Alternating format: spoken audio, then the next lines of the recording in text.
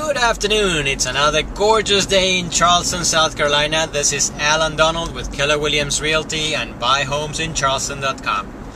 Today I want to talk about foreclosures or distressed properties. That's probably the single most used word for buyers these days. They want a foreclosure, they want a bargain. Distressed properties go through three different stages of the distress.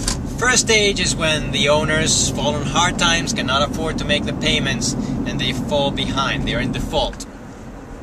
During that period of time, which can take months, the owners can sell the property at a market price, even if they're underwater, and try to negotiate a short sale with the lender.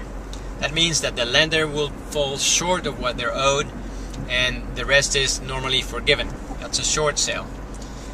When you buy a short sale, you can impose conditions like subject to inspections and subject to loan approval. The problem with short sales is that you don't really know when and if the lender will approve the contract that you just signed with the seller. So all the contracts are subject to lender's approval, and it's very uncertain. If the property is not sold in pre-foreclosure, it is then foreclosed at public auction. Courthouse steps. You can buy any property at the courthouse steps at auction, public auction, but those properties are bought as is, where is, no contingency.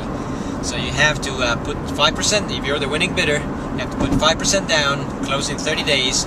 You cannot do it subject to inspections, you cannot do it subject to loan approval. That is a very risky proposition and only advisable if you're an experienced buyer and you know what you're doing.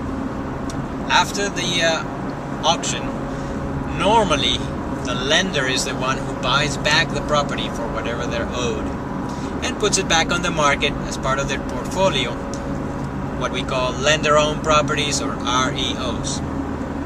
They normally place it on the market at a very aggressive price because they want to dispose of them as fast as possible. Now you can buy an REO, no problem, and you can impose conditions subject to inspection, subject to loan approval. Normally these properties are sold as is, where is, which means that you can do your inspections. If you find anything you don't like, you can get out and get your earnest money back, but the bank is not going to do any repairs for you.